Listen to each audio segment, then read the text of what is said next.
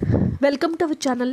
సూర్యగ్రహణంతో ఈ రాశుల వారి యొక్క పంట పండబోతుందని పండితులు తెలియజేస్తూ ఉన్నారు. 3 దశాబ్దాల తర్వాత న్యాయదేవుడైన శనిదేవుడు తన సొంత రాశిని కుంభరాశిలో సంచారం చేస్తాడు. ఈ ఏడాది మార్చి 29వ తేదీన మీనరాశిలో ప్రవేశిస్తాడు. ఈ ఏడాది మొదటి సూర్యగ్రహణం కూడా మార్చి 29వ తేదీన ఉంటుంది. సూర్యగ్రహణము సంభవించడం, శనిదేవుని రాశిని మార్చడం ఒకేసారి జరుగుతున్న వలన చాలా అరుదైన పరిణామం జరుగుతుంది. ఇది ద్వాదశ రాశులపై ఉన్నప్పటికీ ప్రధానంగా కొన్ని రాశుల వారికి మాత్రం మంచి ప్రయోజనాలు కలుగుతాయి. ఆ రాశుల వారి గురించి ఇప్పుడు మనం తెలుసుకునే ప్రయత్నం చేద్దాం.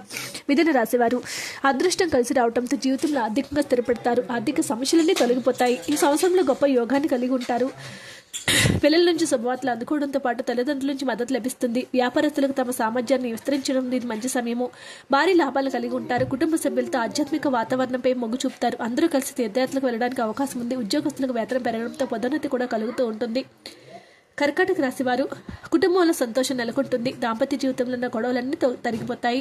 ఇద్దరు అన్యోన్యంగా ఉండి ఏ పని తలపెట్టినా కలిసి నిర్ణయం తీసుకుంటారు. జీవితంలో సంతోషంగా ఉంటారు. కుటుంబంలో ఆనందం నెలకొంటుంది. ఆధ్యాత్మిక వాతావరణం పట్ల ఆసక్తి కలుగుతుంది. జీవిత భాగస్వామితో కలిసి పనిచేయడం ద్వారా మంచి స్థాయిలోనికి వెళ్ళబోతూ ఉన్నారు. మేషరాశి వారు ఈ రాశి వారికి మంచి ప్రయోజనం ఉంటుంది. గతంలో మొదలు నిలిచిపోయిన పెండింగ్ పనులు పూర్తి చేసిస్తారు. వ్యాపారస్తులకు మంచి లాభాలు వస్తాయి. ఇతర వ్యాపారాల్లో పెట్టుబడి పెడతారు. అదృష్టం ప్రతి పనులను కూడా మిమ్మల్ని తోడవుతూ ఉంది. ఆర్థికంగా స్థిరపడతారు. మేషరాశి వారికి ఇది ఒక అద్భుత సమయము. అదృష్టం అన్ని పనులను వెతుక్కుంటూ రావడమే కాకుండా సమాజంలో గౌరవం పెరుగుతుంది. దాంపత్య జీవితంలో ఉన్న సమస్యలు అన్ని తొలగిపోతాయి. ఎంతో సంతోషంగా ఉంటారు. పెళ్లి కాని వారికి త్వరలోనే పెళ్లి కుదిరే అవకాశాలు కూడా చాలా ఎక్కువగానే కనిపిస్తూ ఉన్నాయి.